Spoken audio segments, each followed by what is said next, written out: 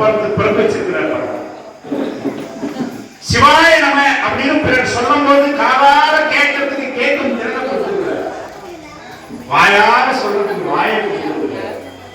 இதை விட ஒரு பெரிய பிறவி எது? நமச்சிவாயா அப்படின்னு சொல்லிட்டு நம்ம பாவத்தெல்லாம் போக்கிக்கிறதுக்கு இந்த பிறவியை தவிர வேற எந்த பிறவி நமக்கு இல்லை. ஆண்டு தன்னுடைய இதை போக்கிக்கலாம். அது வாயார சொல்ல முடியுமா? நமச்சிவாயார சொல்ல முடியுமா? யாரும் சொல்ல முடியாது. அப்ப அவைகளுக்கு எப்படி முக்தி கிடைக்குது? நம்ம வாயார சொல்றோம், அதனுடைய செவியில போய்விடுது. அப்ப அவைகளுக்கு முக்தி கிடைக்குது. அதனால நமச்சிவாயா அப்படிங்கிற மந்திரம் வந்து நம்ம உயர்ந்த பிறவியை கொடுக்கும். ஆனா சிவாய நம சிவாய நம அப்படின்னு நம்ம சொல்லும் பொழுது நம்மளுடைய பழைய பிறவிகள், நம்ம அக்கௌண்ட்ல இருக்கக்கூடிய அத்தனை பாவங்களும் தனியும். ஏன்னா நம்ம அக்கௌண்ட்ல நிறைய பாவங்கள் இருக்கும். அதுக்கு தகுந்த மாதிரி அடுத்தடுத்த பிறவிகளை சாமி கொடுத்துட்டே இருப்பார். அதான் மாணிக்க வாசகர் சொல்வார், புல்லாகி புடாய் புழுவாய் மரமாகி பல் மிருகமாகி பறவையாய் பாம்பாகி கல்லாய் மனிதராய் பேயாய் கணங்களாய் வல் அசுரராகி முனிவராய் தேவராய் எல்லா பிறப்பும் பிறந்து வைத்தேன் என்று வாங்க. அவ்வளவு பிறவியை கொடுக்கிறார். நம்ம ஒவ்வொருத்தரும் நம்ம எவ்வளவு பால் குடிச்சிருக்கிறோம்னு பார்த்தா கடல் கொள்ளலாம், அவ்வளவு பால் குடிச்சிருக்கிறோம். எழும் பிறவி, ஏழு பிறவி கிடையாது, எழும் பிறவி. நம்ம பண்ற பாவத்துக்கு ஏற்ற மாதிரி திரும்ப திரும்ப பிறவியை சாமி கொடுத்துட்டே இருப்பார். நல்லது பண்ணாலும் பிறவியை கொடுப்பாரு, நல்லது பண்ணா பிறவியை கொடுப்பாரு. அந்த பிறவி நமக்கு நல்லா இருக்கும். துன்பம் பாவத்தை விளைவிச்சோம்னா அதுக்கு பிறவி கொடுப்பாரு, கஷ்டத்தை அனுபவிக்கும். அப்ப இப்ப நம்ம சாமி நம்மளை நல்லா வச்சிருக்கிறாரு அப்படின்னா நம்ம என்ன செய்யணும்? பாவத்தை செய்யக்கூடாது. நல்ல பிறவியை சாமி கொடுத்துட்டாருன்னா நாம என்ன பண்றோம்? நிறைய பணம் நிறைய கொடுக்குறாரு, வசதி வாய்ப்பு நிறைய கொடுக்குறாரு. அப்ப நம்ம என்ன பண்றோம்? அந்த பிறவில பாவத்தை சேர்க்க ஆரம்பிச்சிடும். அந்த பாவத்துக்கு சாமி என்ன பண்றாரு? திரும்ப வந்து ரொம்ப மோசமான பிறவியை கொடுக்குறாரு. அப்ப நம்ம என்ன பண்றோம்? எதுக்கு எனக்கு இந்த மாதிரி கஷ்டத்தை அப்படின்னு ரொம்ப நல்லவங்களா வாழ்றோம். அப்ப சாமி பார்க்கிற பரவாயில்ல, ஓகே ஓகே எல்லாம் புரிஞ்சு வர கஷ்டம்னால நம்ம என்ன பண்றோம்? கோயிலுக்கு வரோம். மகிழ்ச்சியா இருந்தா வீட்டிலே இருக்கிறோம். சுந்தரி சீரியல் பார்க்கிறோம், ஆனந்தம் பார்க்கிறோம். ஆனந்த சீரியல் போயிட வேண்டிய சுந்தரி போயிட அப்படின்னு. ஆனா ஒரு வாரம் ஆனாலும் அதே கதையில தான் இருக்கும், மாறாது. அதனால சுந்தரி எல்லாம் பார்த்துருவோம். அப்ப நம்ம என்ன பண்றோம்? கஷ்டம்னாதான் கோயிலுக்கு வரோம். உடனே இது வந்து உங்களுடைய அக்கௌண்ட்ல புண்ணியத்துல ஏறுது. இன்னைக்கு அண்ணாபிஷேகத்துக்கு வந்திருக்கிறீங்க, உங்களுடைய புண்ணிய கணக்குல இது கூடுது. இப்படி கொஞ்சம் கொஞ்சமா சேர்த்து சேர்த்து வைக்கும் போது சாமி என்ன பண்றாரு? அடுத்த பிரிவு நல்ல பிரிவியா தர்றாரு. அப்ப அதை நம்ம என்ன பண்றோம்? கோயிலுக்கே வரோம். எல்லாம் எதுக்கு போய் கேட்கும்? கோயில். அதனால திருநாவுக்கரசு சாமிகள் சொல்லுவாரு, பிறப்பதற்கே பிறவியை எடுத்து எடுத்து பிறந்துகிட்டே இறக்குறாங்க. பிறப்பதற்காகவே இறக்குறாங்க. மனித ஜன்மத்தை சொல்றாரு, பிறப்பதற்காக அவங்க இறக்குறாங்க அப்படின்னு. திருநாம மஞ்சளுக்கும் செப்பாராகி திருநீர் பூசாராக இருக்கிறது, உண்மகன் மலர்பரித்தி புன்னாராகி பிறப்பதற்கே தொழிலாகி இறக்கின்றாரே. பிறப்பதற்காகவே தொழிலா, அதையே தொழிலா வச்சு இறக்குறாங்க. அப்ப பிறவிய மேலும் மேலும் வந்துட்டே இருக்கு. அப்ப நல்ல எல்லாமே நல்லா இருக்கும். அப்ப நம்ம என்ன பண்ணணும்? யாருக்காவது ஒண்ணு ரொம்ப ஆபத்தான நிலையில போய் உதவுறீங்க, அவங்க நல்லா இருக்கணும் மகராசின்னு கூப்பிடுறாங்க, பரவாயில்லையே அப்படின்னு வந்தா அந்த புண்ணிய கணக்கு உங்க அக்கௌண்ட்ல ஏறும். சாமி அடுத்த பிறவியை கொடுப்பாரு, நல்ல பிறவியை கொடுப்பாரு, எல்லாத்தையும் கொடுப்பாரு. அப்ப அந்த சூழ்நிலை நாம என்ன சொல்லணும்னா, என்கிட்ட ஒண்ணு இல்லை, எல்லாம் இறைவன் கொடுக்குது அப்படின்னு அப்படி சொன்னா அந்த கணக்கு அவருக்கு போயிடும். நமக்கு அடுத்த பிறகு தரப்பட சாமி அவர்கிட்ட கொடுத்துப்பாரு, அவர்கிட்டயே வச்சுப்பாரு அந்த ஆன்மாவை. அதெல்லாம் நம்ம வந்து சொல்லணும். நல்லது செய்யும் போது சாமி தான் செஞ்சாருன்னு சொல்லணும்.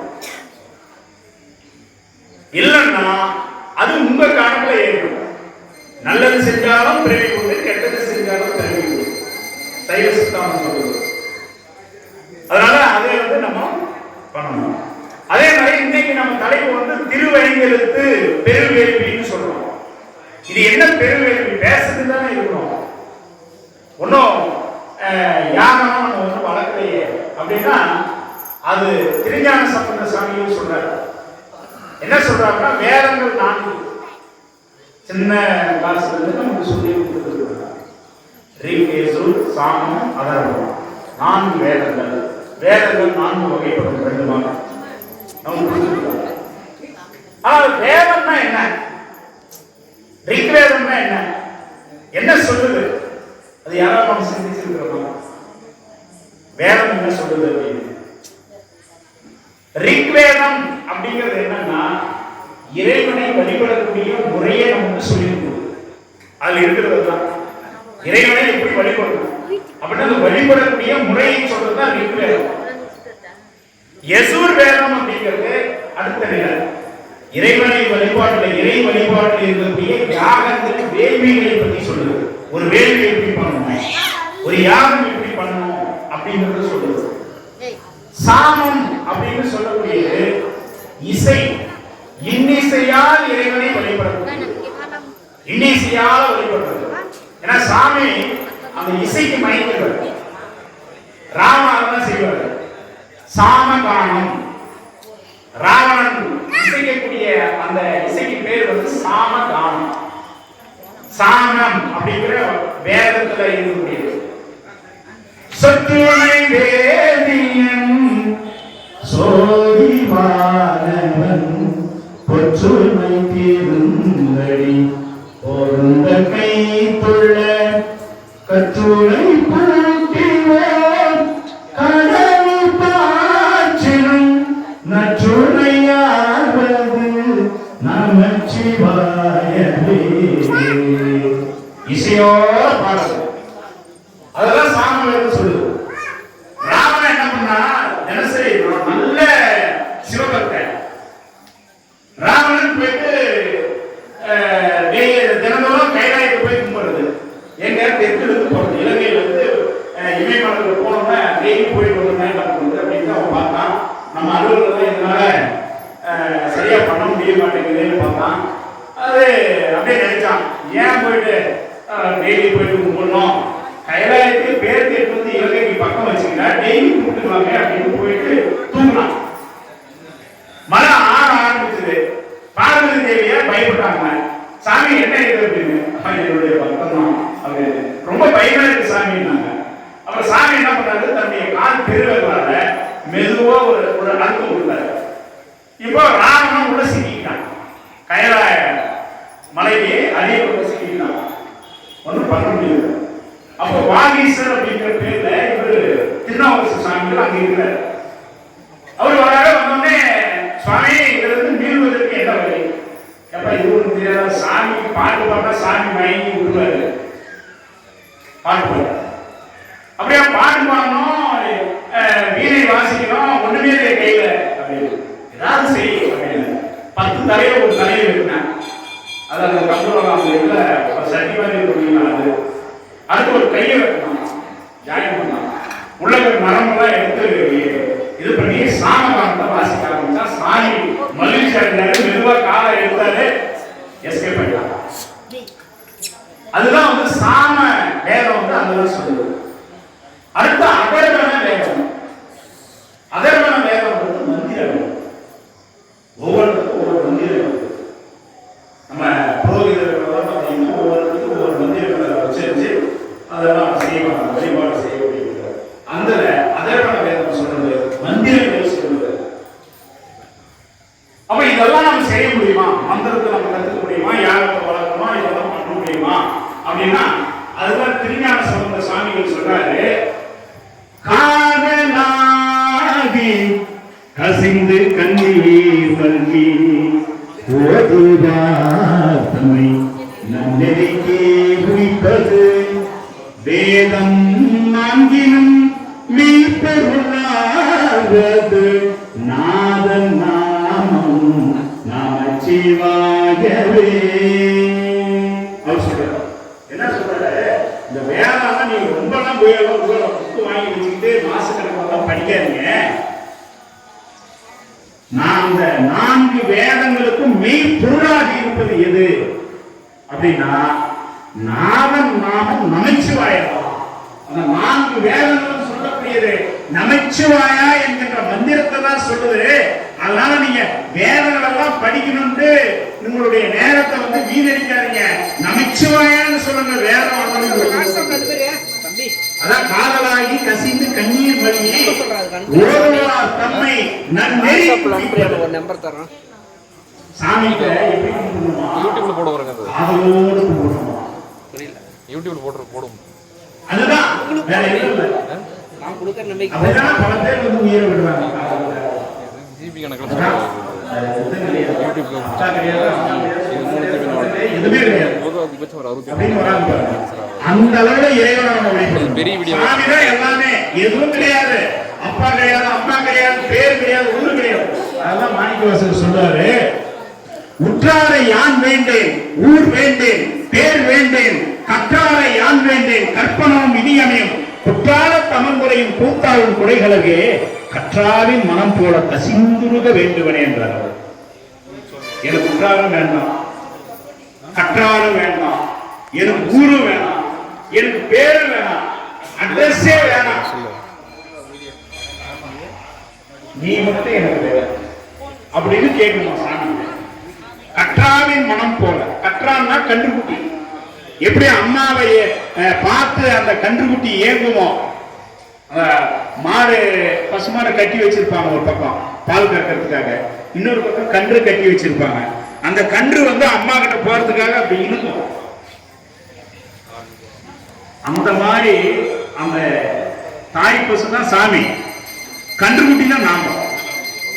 அப்ப அந்த கன்று அம்மா கிட்ட போறதுக்கு எந்த அளவுல அந்த ஏக்கத்தோடு இருக்குமோ அந்த மாதிரி நம்ம சாமி கிட்ட பார்க்கணும்.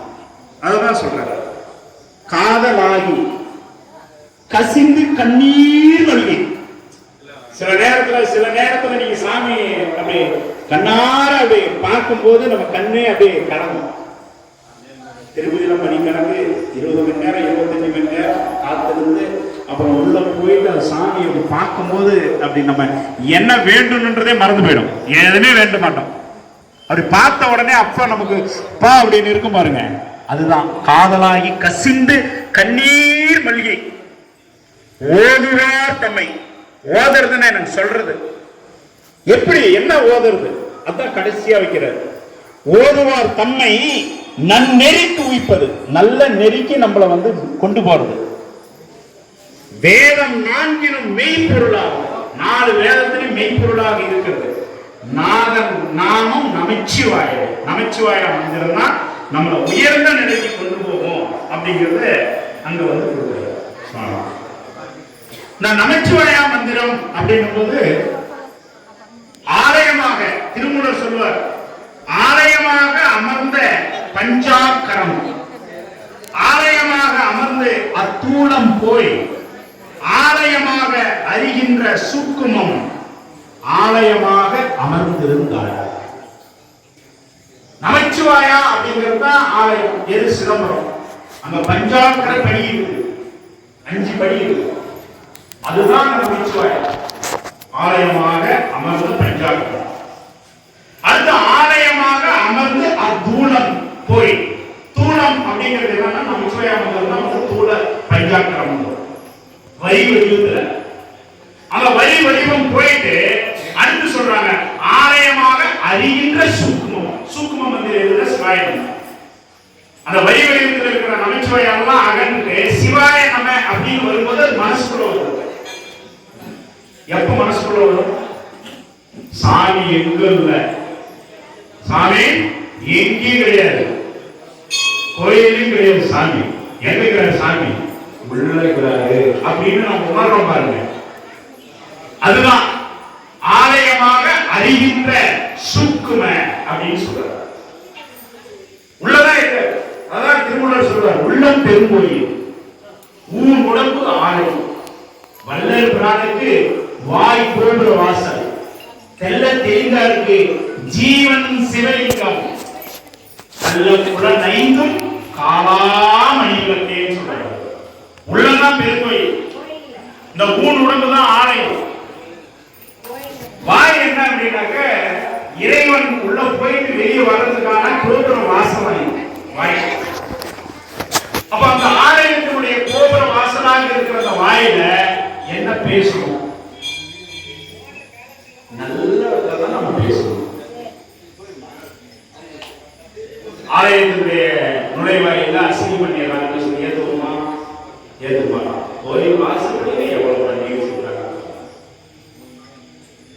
செருப்பு அப்படி ஓரமா விட மாட்டாங்க, வாசப்படியில தான் விடணுமா, கோயில் நுழைவாயில தான் விடணுமா, ஓரமா விட முடியாது. எல்லாம் நம்ம பேசிட்டு வரோம். அதுதான் இது வாய். அத நம்ம நல்லவற்றை தான் பேச வேண்டும் அப்படின்னு அவர் சொல்றார். அதுதான் அந்த கடைசியா அந்த உள்ளதான் சிவம் இருக்கிறாரு அப்படின்னு எப்ப நாம உணர்றோமோ அப்போ ஆலயமாக அமர்ந்திருந்தாரு அப்படின்னு அவர் திருமூலர் முடிக்கிறார். உள்ளம் பெருங்கோயில் ஊருடம்பு ஆலயம், வள்ளல் பிரானுக்கு வாய் கோபுர வாசல், தெல்ல தெரிந்தாருக்கு ஜீவன் சிவலிங்கம், கள்ள புலன் ஐந்தும் காலாமணிவிளக்கு. கள்ள புலன் நம்ம 5 புலன்கள் இருக்கு இல்லையா, அது கள்ள புலன். ஏன்னா எப்ப என்ன பண்ணணும்னு தெரியாது. இங்கே இருக்கும், பக்கத்துல யாராவது பேசுறாங்கன்னா அதை நம்ம காது கேட்க, அதாவது வெளியே கேட்கறத கேட்க ஆரம்பிப்போம், முன்னால பார்க்கறது விட்டுருவோம். சில நேரம் டிவி பார்த்துட்டே இருப்போம், ரொம்பவும் உற்று பார்த்துருவோம். அப்போ யாராவது நம்ம கூப்பிட்டா கூட நமக்கு தெரியாது, பக்கத்துல இருந்தே கூப்பிட்டா கூட தெரியாது. என்ன காரணம்? காது கேட்கலையா? இல்ல, மனசு அதிலே ஊன்றி இருக்கு. அதனால இந்த புலன் கவனம் ஆஃப் ஆயிடுச்சு. கள்ள புலன் 5 காலா மணிவிளக்கு. காலா அப்படின்னா ஒளிரக்கூடிய மணிவிளக்கு. எப்ப சிவாய நமச்சிவாயா மந்திரத்தை எப்ப நம்ம மனதில் தங்க வைக்கிறோமோ அப்ப அந்த மணிவிளக்கு, கள்ள புலன்கள் எல்லாமே ஒளிவிட ஆரம்பிக்கும், இருள் நீக்கும். காலம் அப்படின்னு சொன்னா இருட்டுன்னு அர்த்தம். என்ன சொல்றோம்? காலமேகம் அப்படின்னு சொல்றோம். காலமேகம் பொருள். காலமேகம்னா மேகம், கருத்த மேகத்துக்கு பேர் காலமேகம். அப்ப கால அப்படின்னா கருப்புன்னு அர்த்தம். காலா அப்படின்னா எதிர் சொல்லுது. காலா அப்படின்னா எதிர் சொல்லுது. நல்ல ஒளிரக்கூடிய மணி விளக்காக இந்த 5 புலன்களும் மாறும். அப்போ அந்த இருள் நீங்கி 5 புலன்களும் ஒளி விட ஆரம்பிச்சிருச்சுன்னா நல்லவற்றை தான் பார்ப்போம், அல்லது பார்ப்பதை எல்லாவற்றையும் நல்லவற்றையாக ஏற்றுக்கொள்ளும். அந்த பார்க்கிற கண்ணோட்டம் இருக்கு, பார்க்கிறத நல்ல கண்ணோட்டமாக கண்கள் பார்க்க ஆரம்பிக்கும், நல்லதாக நுகரும், நல்லதை கேட்கும், நல்லது பேசும். அப்போ அந்த மாதிரி மாறும். எப்போ அந்த நமச்சிவாயா அப்படிங்கிற அந்த மந்திரம் உள்ளதான் சாமி இருக்கிறாருன்னு நினைச்சுட்டா இது எல்லாமே நல்லபடியாக வரும். யாரெல்லாம் நமக்கு யார் துணை, நமக்கு யார் துணையாக இருக்கணும்னு நம்ம நினைக்கிறோம் அப்படின்னா நமச்சிவாயா மந்திரம் நமக்கு துணை அப்படிங்கிற நாவுக்கரசு பெருமான் சொல்றாரு. ஏன்னா சமணத்தில் போய் சேர்ற நாவுக்கரசு பெருமான் சைவத்திலிருந்து சமணத்துக்கு போறாரு. அது மாதிரி சமணத்துக்கு போயிட்டு தன்னுடைய வாழ்நாள் அதிகமா அங்கே கழிக்கிறார். கடைசி ஒரு 79வது வயசுல வராரு. சின்ன வயசுல சமணத்துக்கு போனவங்க 79வது வயசுல தான் வராரு சைவத்துக்கு. அந்த மாதிரி சைவத்துக்கு போறாருன்னு தெரிஞ்ச உடனே சமணத்துல இருக்கிறவங்க என்ன பண்ணாங்க, இவரை விடக்கூடாது, நம்ம சமயத்தினுடைய ரகசியத்தெல்லாம் இவர் கொண்டு போறாரு அப்படின்னு சொல்லி அவருக்கு நஞ்சு கலந்த உணவு கொடுக்குறாங்க. சாப்பிட்டு அவர் இறக்கணும் அப்படின்னு. அப்ப அவர் என்ன பண்றாருன்னா, அவர் சொல்றாரு, துஞ்சுருள் காலை மாலை தொடர்ச்சியை மறந்திராது. தொடர்ச்சின்றது யாருன்னாக்க சாமி. துஞ்சுருள் காலை மாலை தொடர்ச்சியை மறந்திராது. 2 பொருள் இருக்கு. ஒண்ணு காலையில மாலை 2 நேரமும் சாமியை வழிபடுறோம். இறைவனுடைய காலை கடன் தான். நம்ம பாத்ரூம் போயிட்டு ஃபேஸ் வாஷ் பண்ணிட்டு பல்லெல்லாம் தொலைக்கிறத நம்ம காலை கடன் தான் நினைச்சுட்டு இருக்கோம். அது நம்மளுடைய வாழ்க்கையில் ஒரு பகுதி, உடலை சுத்தப்படுத்திக்கிறோம், அவ்வளவுதான். ஆனா காலை கடன் அப்படிங்கிறது என்னன்னா, இரவு போய் படுத்தோம்னா காலையில நம்ம எல்லோரும் பாருங்க எழுவுமா அப்படிங்கிறது. ஏன்னா புத்தர் வந்து சிஷியர்கிட்ட கேட்கிறாரு, ஒரு மனிதனுடைய ஆயுள் காலம் எவ்வளவு? அப்ப புத்தருக்கு வந்து 80 வயசு. அவங்க சிஷியர்கள் சொல்றாங்க 80 வயசு ஆகும். இல்லை. அப்புறம் இன்னொருத்தர் சொல்றாரு, நம்ம ஸ்கூல்ல இந்த பதில் இல்லைன்னா இன்னொருத்தர் சொல்லுவாங்க அது மாதிரி 70 இருக்காங்க. இல்ல 60 இல்ல 50 இல்ல, நீங்க இன்னும் 40 30 20 10 நாளும் இல்லை அப்படின்னு. அப்ப நீங்களே சொல்லுங்க அப்படின்னு. ஒரு மனிதனுடைய ஆயுள் காலம் இதுதான். எவ்வளவு மனிதனுடைய ஆயுள் காலம்? ஒரு செகண்ட் தான். இப்ப இருக்கிறோம், ஒரு செகண்ட்ல இருக்குமான்னு சொல்ல முடியும். அதனால ஒரு மனிதனுடைய ஆயுள் காலம் ஒரு செகண்ட் தான் அப்படிங்கிறது. அதனால நாளை நாளை நாளைன்னு நாம் தள்ளி போடல.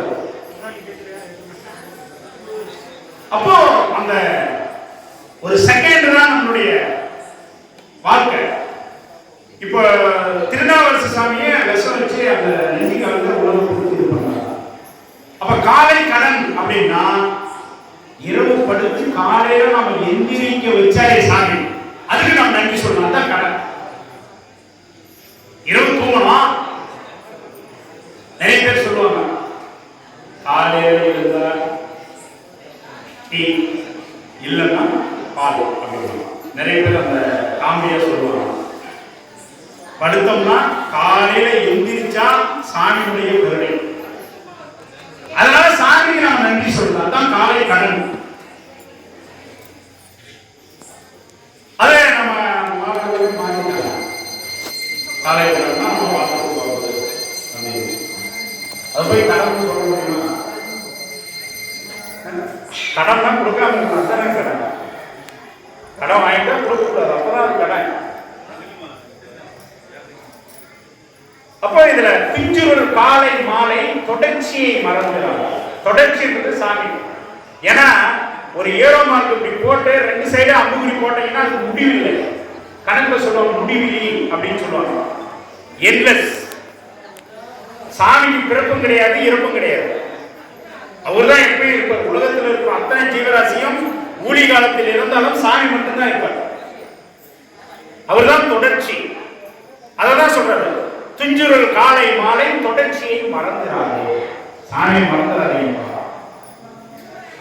காலை மாலை 2 வேளையும் சாமி வந்து மறந்துடாதீங்க. அப்ப என்ன செய்யணும்? அஞ்செழுத்து ஓதினாலும் அறநடிக்கு அன்பராகும்.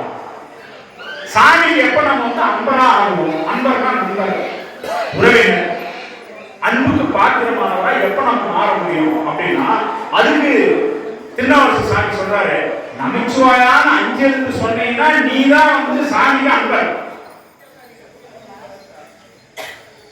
அவருக்கு ஒரு ஃப்ரெண்ட்ஷிப் ஆகுதுன்னா நம்ம என்ன பண்ணணும்? நிறைய பேர் கேட்பாங்க, அவருடைய அன்பு கிடைக்கணும், அவரு கூட நம்ம நட்பு ஆகணும்னா என்ன பண்ணணும்? அந்த மாதிரி சாமி கிட்ட நட்பா இருக்கணும்னா நம்ம என்ன பண்ணணும் அப்படின்னா, 5 எழுத்து ஓதி நாளும் 5 எழுத்து சொல்லுங்க. 5 எழுத்தை ஓதினால் சாமி கிட்ட நட்பாயிடலாம், நண்பராயிடலாம். அதான் 5 எழுத்து ஓதினாலும் அரணடிக்கு, அரணுடைய அடிக்கு, அரணுடைய திருவடிக்கு அன்பராகும். வஞ்சனை பால்சோராக்கி வழக்கிலா அமனர் தந்த. அந்த சமணர்கள் என்ன பண்றாங்க? பால் சோறு, நஞ்சி கலந்த பால் சோறு கொடுக்குறாங்க. அதான் அஞ்சனை வஞ்சனை பால் சோறாக்கி வழக்கிலா அமனர் தந்த. நஞ்சி அமுதாக்கிவித்தார் நனிப்பள்ளி அடிகளாரே. அந்த 5 எழுத்து ஓதனதுனால நான் சாமிக்கு நண்பனாயிட்டேன், அன்புக்குரியவனாக நான் மாறிவிட்டேன். அதனால் சமணர்கள் நஞ்சி கலந்த சாப்பாட்டை எனக்கு கொடுத்த போது கூட சாமி என்ன பண்ணாருன்னா அதை அமுதமாக மாற்றிவிட்டார். அதான் திருநாவரசு சாமி சொல்றார். சாப்பாடு நஞ்சாவதும் அமுதமாகவும் ஒரு கையிலே இருந்து சாமி கையில் இருக்குது. ஆகாத விஷம் அதே அமுதமா எடுத்து ஆயிடுவார். அப்படிப்பட்ட சாமிக்கு அன்பராக இருக்கும் என்னை நீங்கள் கலந்து கொடுத்த நெஞ்சி உணவு என்னை கொள்ளுமா அப்படின்னு ஒரு கேள்வி. துஞ்சூர் காலை மாலை தொடர்ச்சியை மறந்துடாதே, அஞ்செழுத்து ஓதி நாளும் அறநடிக்கு அன்பதாகும், வஞ்சனை பால் சோறாக்கி வழக்கிலா அமனர் தந்த நெஞ்சினை அமுதமாக்கும் நனிப்பள்ளி அடிகளாரே அப்படின்னு ஒரு பாடல் சொல்லுவார். சாப்பாடு சாப்பிட்றதுக்கு முன்னாடி, சாப்பாட்டை எடுத்து முதல் வாரி நம்ம சாப்பிட்றதுக்கு முன்னாடி சிவாய நம நமச்சிவாயா அப்படின்னு 5 எழுத்து சொல்லி நம்ம சாப்பிட்டோம்னா ஃபுட் பாய்சன் வராது. ஃபுட் பாய்சன் ஆயிடுச்சுங்க சாப்பிட்றது அப்படின்னு ஹாஸ்பிட்டல் போகிறாரு. அப்படி இருந்தாலும் சாமி அதை வந்து அமுதமா மாற்றி கொடுத்துருவாங்க. அதே மாதிரி கடல்ல தூக்கி போடுறாங்க. அடுத்து நஞ்சு கலந்த உணவு அமுதமா மாறிடுச்சு. திருநாவுக்கரசு சாமி சாகல, ஏன்னா அஞ்சலுக்கு ஓதி அதுல இருந்து தப்பிச்சிட்டாரு சாமி. அந்த சாப்பாடு நல்லா சாப்பிட்டாரு, அது அமுதமாயிடுச்சு, அவர் பசி அடைஞ்சிருச்சு. அடுத்து பார்த்தாங்க சமணர்கள், இவர் இப்படியே விட்டு ஆகாது, ஏதாவது ஒண்ணு பண்ணி உயிரை காப்பாத்திக்கிறாரு, கல்லுல நல்லா போட்டு கட்டி கடல்ல தூக்கி போட்டோம்னா சாப்டர் க்ளோஸ். கல்லுல போட்டு கட்டாங்க, கட்டி எடுத்து கடல்ல போட்டாங்க. நம்ம வீட்டுல மகால தூக்கி போட்டாச்சு. போட்டதுக்கு அப்புறம் கல்லையே தெப்பமாக மாற்றி சாமி மேல கரை வர. அதுதான் நம்ம சொன்னோம், சொற்றுணை வேதியன் ஜோதி வானவன் சாமி தான். சொற்றுணை அவருக்கு யாரு துணை? நமக்கெல்லாம் யாரு துணை? சொல் துணை. அதான் சொற்றுணை. சொல் துணை. என்ன சொல் துணை? நமச்சிவாய. சொற்றுணை வேதியன் ஜோதி வானவன் பொற்றுணை திருந்த கைத்தொட கற்றுணை பூட்டிவோர். கற்றுணைனா கல், கல்ல துணையாக கட்டி கற்றுணை பூட்டிவோர் கடலில் பாய்ச்சிடும். கடலுக்குள்ள தூக்கி போட்டாலும் நற்றுணையாவது நமச்சிவாய. நமச்சிவாய மந்திரம் என்ன பண்ணும்? நமக்கு துணையாக இருந்து மேல கொண்டு வரும் அப்படின்னு சொல்றாரு. இந்த பதிகம் நம்ம பெரிய துன்பத்துல மாட்டிக்கணும். யாரும் நமக்கு உதவ மாட்டாங்க, உதவ முடியாது. அப்படிப்பட்ட துன்பத்துல நம்ம மாட்டிக்கிட்டோம் அப்படின்னா இதை ஓதனா போதும், சாமி ஏதோ ஒரு வெளியில நம்மளை வந்து காப்பாற்றி விடுவார். சொற்றுணை வேதியன் சோதி மாணவன் புற்றுணை திருந்தடி பொருந்த கைகொல கட்டுணை பூட்டி ஒரு கடலில் பாய்ச்சனும் நற்றுணையாவது நமச்சிவாய.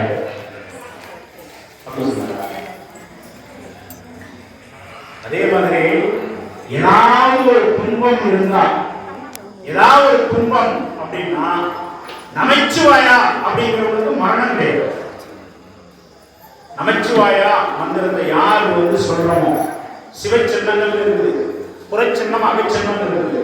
புறச்சின்னம் நெற்றியில் விபூதி, கழுத்துல ருத்ராட்சம், இது சிவச்சின்னம். அக சின்னம் அப்படிங்கிறது என்னன்னா நமச்சிவாயா மந்திரத்தை சொல்றது, அது அகச்சின்னம். இதை யார் வந்து சொல்றாங்களோ அவங்களுக்கு வந்து மரணம் கிடையாது. அப்ப அப்படியே இருப்பாங்களா? அப்ப 200 வருஷம் 300 வருஷம் இருக்கிறாங்க அப்படின்னா மரணம்னா என்ன? யமன் மரணம். யார் நமச்சிவாய மந்திரம் சொல்றாங்களோ, யார் கழுத்துல ருத்ராட்சம் அணிஞ்சு இருக்கிறாங்களோ, யார் நெற்றியில விபூதி வச்சிருக்கிறாங்களோ அவங்களை கூட்டிட்டு போறதுக்கு யமன் மரணம். சாமி வந்து தேவகணங்களை அனுப்பும். சாமி தேவகணங்களை அனுப்பி நம்மள சாமி கூட்டிட்டு போறார். அந்த மரணம் எப்படி இருக்குது அப்படின்னா நம்ம உடம்புக்கு எந்த வழியும் கொடுக்கல. மகிழ்ச்சியான மரணம் கிடைக்கும். யாரும் அழ வேண்டியதில்லை. நல்ல வாழ்க்கையை அனுபவிச்சு சாமி நம்ம உடம்புக்கு எந்த வழியும் கொடுக்காத மரணத்தை கொடுத்து அவர்கிட்ட கூட்டிட்டு போகிறார். அதுதான் மரணமான வரம். மறைந்தான் மீண்டும் பிறவி எடுக்கணும். அதனால மரணம் தான் பிறவி பண்ணி சாமி அவர்கிட்ட வச்சுக்கிறார். அதுதான் மிருகண்டு முனிவர் வருது. ஏன்னா இதை சொல்லிட்டோம்னா நம்ம பேச்சுக்கு வந்து நம்ம தெரியும். மிருகண்டு முனிவர் அவருடைய மனைவி யார் அப்படின்னா மருதவதி. நீண்ட காலமா குழந்தை இல்லை, சிவபக்தர், சிவத்தையே தினசரி சொல்லிட்டு இருக்கிறவர். அவரும் கட்டும் தவம் இருக்கிறார். குழந்தை இத்தனை வருஷமா நமக்கு இல்லையே, ஒரு குழந்தை வேணும்னு தவம் இருந்தாங்க. அப்போ சாமி அவர் முன்னாடி தோன்றி ஆப்ஷன் தரார். 2 ஆப்ஷன். ஒண்ணு என்னன்னா, நீண்ட ஆயுள் 100 ஆண்டுகள் வாழக்கூடிய குழந்தை. ஆனா என்ன ஒரு பிரச்சனைனா, முட்டாள் குழந்தையா இருக்கும், புத்தி சுவாதீனம் இருக்காது. அந்த மாதிரி குழந்தை வேணுமா, அல்லது 16 ஆண்டுகள் தான் அந்த குழந்தை வாழும், நல்ல ஆரோக்கியத்தோட இருக்கும், நல்ல புத்தி சுவாதீனத்தோட இருக்கும், அப்படி ஒரு குழந்தை வேணுமா? அப்ப மிருகண்டு முனிவர் பார்த்தாரு, புத்தி சுவாதீனம் இல்லாத குழந்தைய நம்ம 100 வருஷம் வச்சிருக்கிறத விட, பெரும்பாலும் அப்படிதான் ஏதோ ஒரு குறைபாடோட ஒரு குழந்தை பிறந்துச்சுன்னா அதுல படுற வேதனையை நம்மளால பார்த்துட்டு இருக்க முடியல. பெற்றவங்களால முடியாது. வெளிநாடுகள்லாம் கருணை கொலை பண்றதுக்கு கேட்கறாங்க, பொறுப்பை கேட்கறாங்க. அது படுற கஷ்டத்தை எங்களால பார்க்க முடியும், கருணை கொலை பண்றோம் அப்படின்னு. இதை மனசுல வச்சு அவர் என்ன பண்ணாரு, 16 ஆண்டுகள் வாழ்ந்தால் கூட பரவாயில்லை, நல்ல புத்தி சுவாதீனத்தோடு புத்திசாலியான குழந்தை எங்களுக்கு சாமி கொடுத்தார். அவர் தான் மார்கண்டேயர். நல்ல 4 குடியையும் கொடுக்கிறோம், நல்லா வளர்றாரு, நல்ல சிவபக்தியோட வளர்றாரு, மகிழ்ச்சியாக இருக்கிறாங்க. அவருக்கு அந்த 16வது வயது நெருங்கும் பொழுது தாய் தகவல மனசு சஞ்சலப்படுது, ரொம்ப வருத்தப்படுறாங்க. மார்கண்டேயருக்கு திடீர்னு அப்பா அம்மா வந்து இவ்வளவு கஷ்டப்படுறாங்களே, இவ்வளவு மனசு வருத்தப்படுறாங்களே, என்ன காரணமாக இருக்கும்?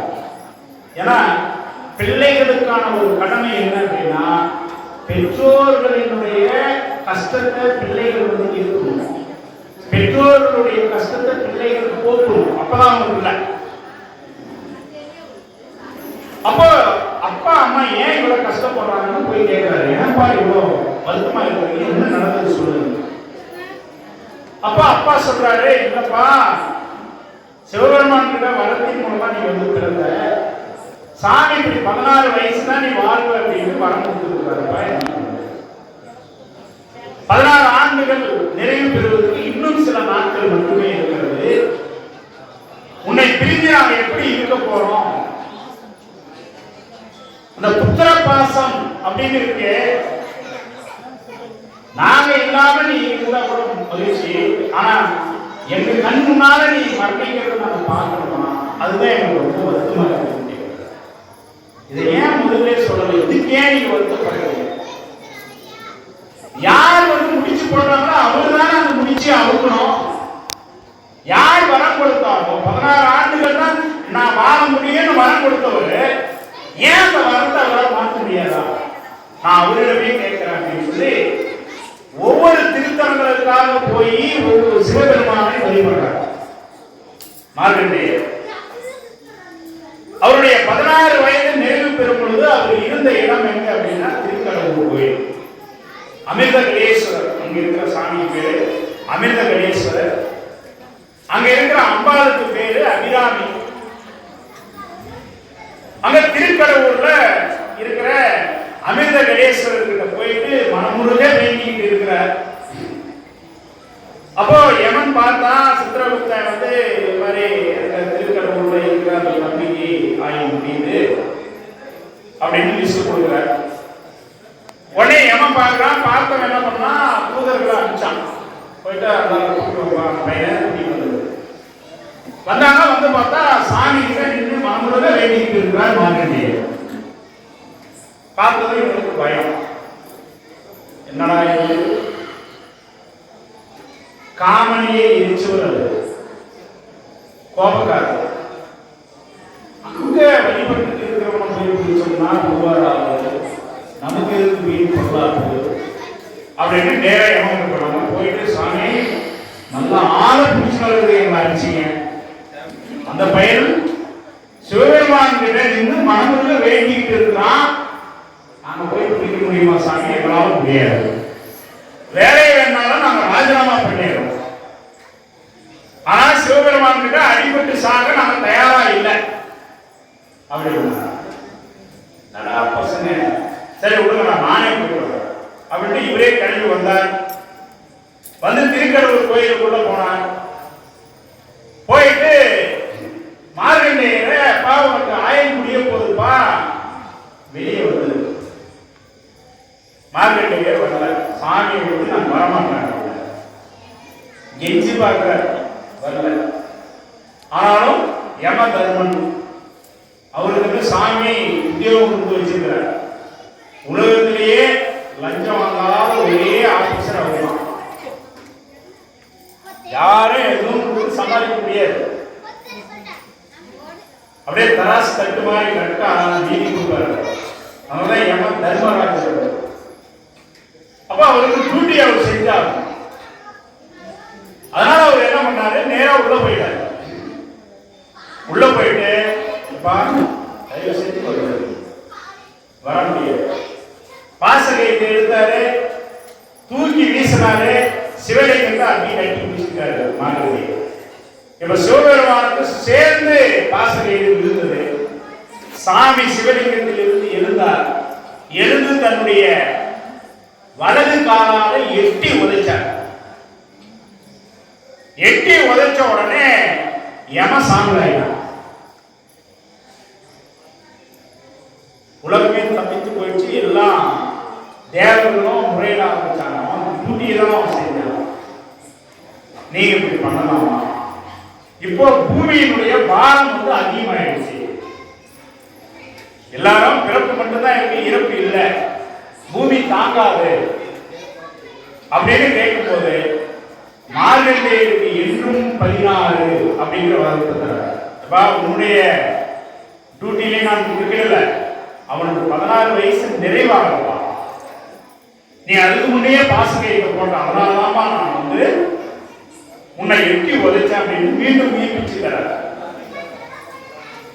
அங்கே வந்து என்னன்னா அந்த சிவலிங்கத்தை கட்டி பிடிக்கும் போது ஓம் நமச்சிவாயா ஓம் நமச்சிவாயா ஓம் நமச்சிவாயான்ற அந்த அஞ்செழுத்து தான் அஞ்ச உதைத்தது அஞ்செழுத்துமே. அதான் அவர் சொல்றாரு, மார்கண்டேயருக்கு எப்படி அவர் அருள் கொடுத்தார் அப்படின்னா அஞ்ச உதைத்தது அஞ்செழுத்துமே என்றார்.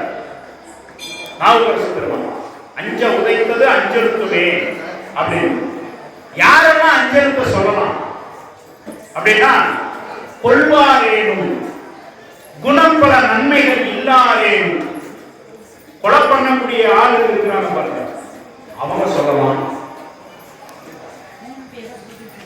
குணம் பல நன்மைகள் இல்லாதேனும். குணம் பல நன்மைகள், நன்மைகள் செய்யக்கூடிய குணம் இல்லாதவங்க, ஒண்ணு கூட நல்லது பண்ண மாட்டாங்க, அப்படிப்பட்டவங்க. இயம்புவர் ஆய்வில், அவங்கெல்லாம் இயம்புவர். என்ன இயம்புவது? அஞ்சிருந்த இயம்புவர் ஆய்வில் எல்லா தீங்கும் சொல்றார், எல்லா தீங்கும் நீங்குவர் என்பதால் நல்லார் நாமம் நமச்சிவாயவே. நல்லார் நாமம் நமச்சிவாயவே. கொலை பண்ணணும் அப்படின்னு மனசுல நினைச்சிட்டு இருக்கிறவங்க நமச்சிவாயா அப்படிங்கிற மந்திரத்தை அவங்க உச்சரிக்கிறாங்கன்னா அவங்களுக்கு அந்த கொலை பண்ற எண்ணம் வராது. ஒரு சின்ன உதவி கூட பண்ண மாட்டாங்க. குணம் நல்ல குணமே அவங்களுக்கு கிடையாதுன்றவங்க கூட நமச்சிவாயா மந்திரத்தை சொன்னா எல்லா நன்மைகளும் செய்ய ஆரம்பிச்சிருவாங்க. இயம்புவர் ஆயில் எல்லா தீங்கும் நீக்குவர். அவங்க என்ன தீங்கு எல்லாமே நீக்கி போயிடும். எப்படி அப்படின்னா நல்லா நாமம் நமச்சிவாயவே அப்படின்னு அவர் சொல்றார். அதனால இந்த நமச்சிவாயா அப்படிங்கிற மந்திரம் உங்க ஆலயத்துக்கு வந்து இவ்வளவு நேரம் அந்த நமச்சிவாயா மந்திரத்தை பத்தி நீங்க கேட்டுருக்காங்க. இப்ப நம்ம மிகப்பெரிய வேள்வி செஞ்சா ஆயிரக்கணக்கான அந்தகர்களை கொண்டு மிகப்பெரிய வேள்வி அமைச்சா. கந்த புராணத்தில் சொல்லுவாங்க, சூரபத்மன் வந்து 1000 யாகத்தை வளர்த்தாங்க. சாமி தோன்றவனே கையை வெட்டி யாக கூட்டத்தை அடுத்து காலை வெட்டி போடணும். கடைசி கழுத்தை வெட்டத்துக்கு போனா சாமி கையை பிடிச்சிக்கிறார். விடுப்பாங்க என்ன வேலை அப்படி எப்படி கொடுத்தது தான் நம்ம சூர சங்காரம் பார்த்தோம். அதனால சூரனுக்கு சாமி அப்படி வரம் கொடுக்கறதுக்காக வேண்டி சூரன் செஞ்ச அந்த யாகம் இருக்கு பாருங்க, அந்த யாகம் மிகப்பெரிய யாகம். அந்த யாகம் செய்த புண்ணியம் இவ்வளவு நேரம் நீங்க நமச்சிவாயா மந்திரத்தை பத்தி கேட்டதும் உங்களுக்கு சேர்ந்துச்சு. அதனால நீங்க நிறைய பேர் வந்து திருவைத்தியருக்கு பெருவேள்வின்னு சொல்லியிருக்கோம்.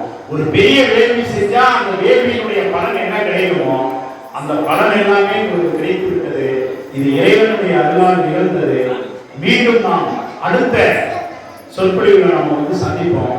இவ்வளவு நேரம் அமைதி காத்து 25வது ஆண்டாக நம்ம ஆலயத்தினுடைய அன்பர்கள் வந்து அன்னாபிஷேகத்தை சிறப்பாக செய்து வருகிறார்கள். இன்னும் பல நூறாண்டுகள் இந்த ஆலயத்தில் இது போன்ற விழாக்கள் தொடர்ச்சியாக நடைபெற வேண்டும் என்று இறைவனிடத்தில் விண்ணப்பித்து, தொடர்ச்சியாக அடியனுக்கும் இங்க வந்து இறைவனை பற்றி சிந்திப்பதற்கு ஒரு வாய்ப்பு இறைவனால் வழங்கப்பட வேண்டும் என்று வேண்டுகோள் விடுத்து வாய்ப்புக்கு நன்றி பாராட்டி விடைபெறுகிறேன். நன்றி, வணக்கம்.